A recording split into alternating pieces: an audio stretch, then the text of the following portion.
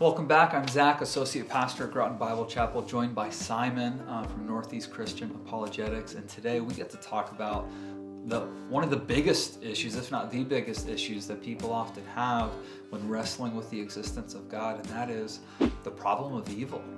And this question pops up all the time. It can be stirred by a number of different circumstances or situations, experiences. And so would love to start by asking Simon to kind of briefly define, what do we mean by when we say the problem of evil? The common way that this question is asked is, if God is all-powerful, then he has the power to prevent evil. And if he's all good, then he has the motivation to prevent the evil. So he must be lacking one of those things. Exactly. If evil exists, so goes the argument. Yeah, exactly. So if evil exists and God can't prevent it, then he's not omnipotent, or if he doesn't want to, then he's actually wicked, or at least not perfectly good.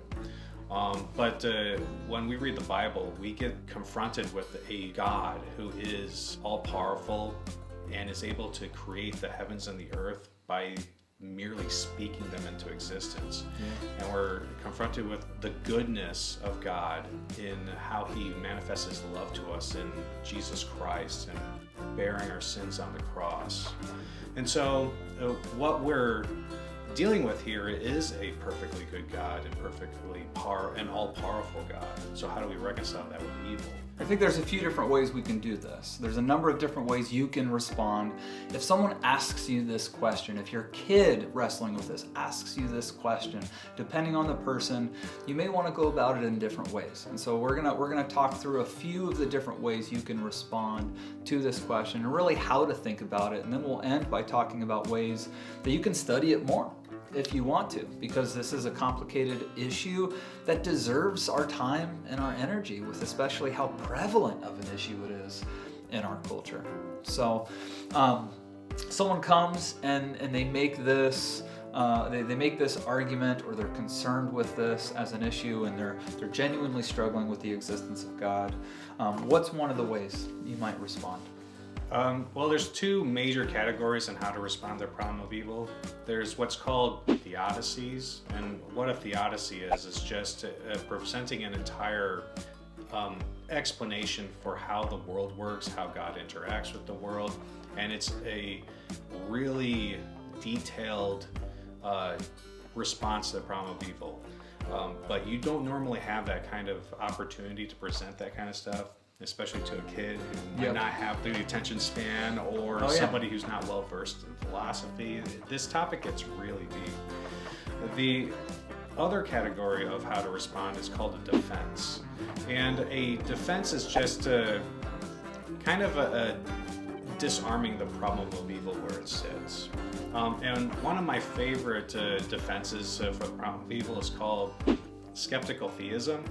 And that doesn't, and a lot of people get turned off by the term skeptical theism because they think it refers to like atheism and stuff like that, but that's not the kind of skepticism it's talking about there. This is from like a Christian point of view. A Christian is able to be skeptical. And in this instance, the Christian is extremely skeptical that a all-powerful and all-knowing and perfectly good or holy God would not have good reasons for permitting a world that has this much suffering to exist. So if it is the case that that being does exist, then we're poorly positioned to be able to say, oh yeah, God doesn't have good reasons, because we don't know the good that will come about as a result of some evil that is occurring, or some pain or injustice. Let me add. So Tim Keller, when he was asked this question at Yale, he gave a version of this response in which he said, I don't know why this particular suffering takes place. Why God? I don't know the why, but I can give you one reason I know that we can eliminate. And we can say it's not because God doesn't love me. And the reason we know that is because of the cross. So whatever the reason is that God allowed this suffering in my life, we can remove the God doesn't love me from the equation. There's a different explanation. And so that's kind of a slightly altered version of this response. And that was it resonated with me when I heard him say that. Absolutely. The cross is a hugely significant feature of a demonstration of God's love, to the extent that he is willing to go in order to provide forgiveness and reconciliation to humanity. It still leaves room for questions. There's still question marks. You still ask why, but again, that reason is eliminated. Any other thoughts on the skeptical theism before we move to the next one? Only that skeptical theism itself, it has we've just barely scratched the surface of it. But I personally think that this defense is the response that God Himself gives to Job in the book of Job at the end. What God does is when He confronts Job, He shows him all the things that God Himself knows. And then he confronts Job with how powerful he is. And then he confronts Job with instances of his goodness. And so he's demonstrating to Job that he has what some people would say epistemic justification, or just that they have enough evidence to know that God is omnipotent, omniscient, and perfectly good. And so they have justification to believe that he has good reasons for everything that he does. Yeah. So that is and again, Job is a very deep wisdom literature, but that requires more study. And if you think about it, Job did not take his suffering as evidence for the inexistence of God. Yeah, never. The whole argument that suffering equals the absence of God is a very modern complaint. You will not find that anywhere in the ancient world. Personally, my favorite response to this is the presuppositional response. And the presuppositional response, basically, when someone complains about the problem of evil, and it's not merely an emotional reaction that they need to be kind of cared through, but it's an intellectual discussion, I challenge them, okay, let's assume God doesn't exist. In your worldview, if God doesn't exist, what makes something evil? What is the standard by which you can determine if something is evil?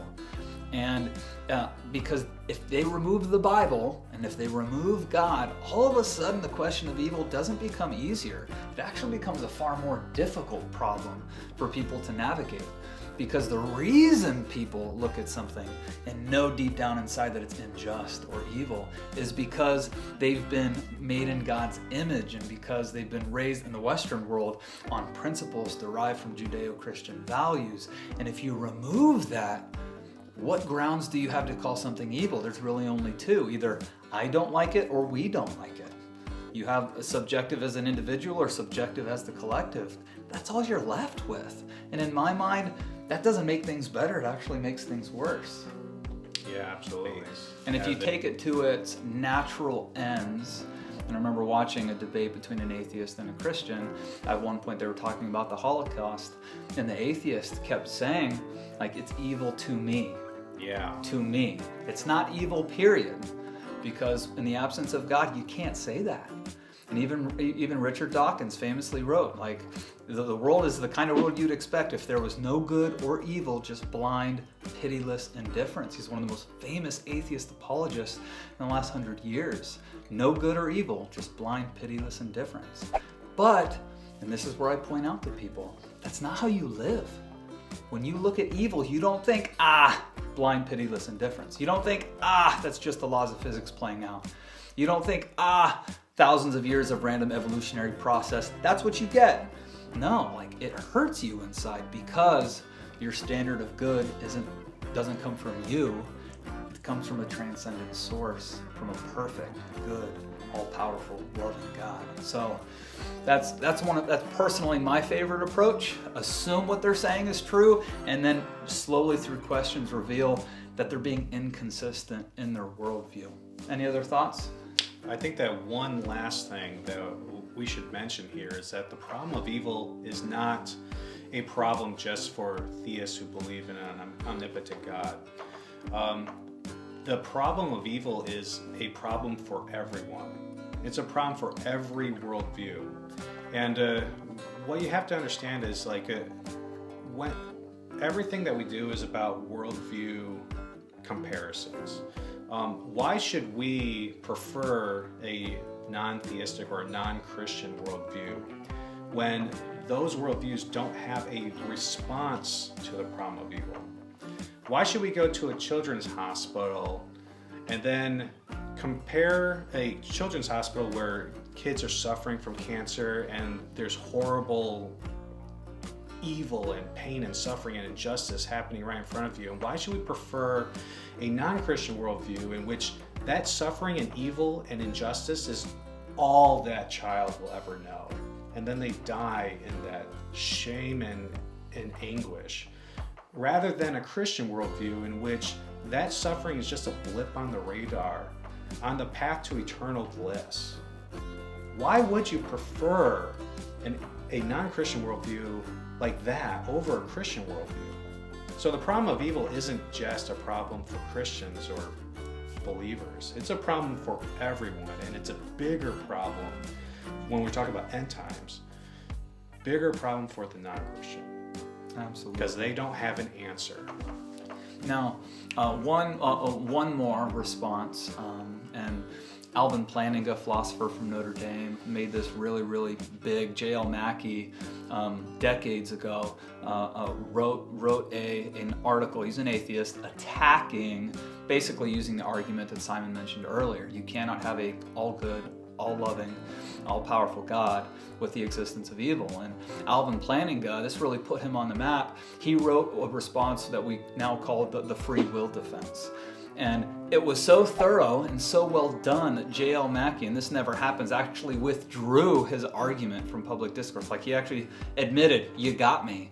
And Alvin Plantinga has gone on to become one of the most famous, most influential Christian philosophers for the justification of God's existence. But even though he's reformed himself, the free will defense takes into account that in order for God to create people who have free will, he could still be good, he could still be powerful, but in order for them to have free will, they would need the freedom in order to make decisions that would lead to the existence of suffering and evil in the world. Yep, that's the free will defense. It's also closely tied with the soul building defense as well, and the essential kenosis version of the response to the problem of evil. We're not going to be able to, this is a gigantic topic. It is. We're not going to be able to go into everything, but I highly encourage you guys to study this topic on your own time. What would be some resources you'd recommend? If you want a really great introduction to responses to the problem of evil, God and the Problem of Evil, 5 Views. It's a much smaller book, and great defenders of versions like the classical version, essential kenosis, even open theism or a Molinist approach, and also my favorite, skeptical theism, are all presented there. And each person who presents their response to the problem of evil also analyzes and provides a response to the other people's. So 5 views. Yes, 5 views. It's and there's also more views other than that too. So huge topic, really great topic in order to get a deeper understanding of God's omniscience, His omnipotence, His goodness, and how we relate to God. And if you do endeavor to seek out knowledge in this topic, Pastor Zak's a great resource. You can always contact me through my website or my email. I love to talk about this kind of information a lot. Excellent. Yeah, reach out to us. Please do. We love this stuff. We'll include links so that you can get in touch if you'd like and follow up with questions. Feel free to leave a comment and we will absolutely respond. But thank you for taking a look, and we hope that God blesses you in your study as you continue to dive deeper into His Word, understand it, learn to trust it, and defend it. So we'll see you next time.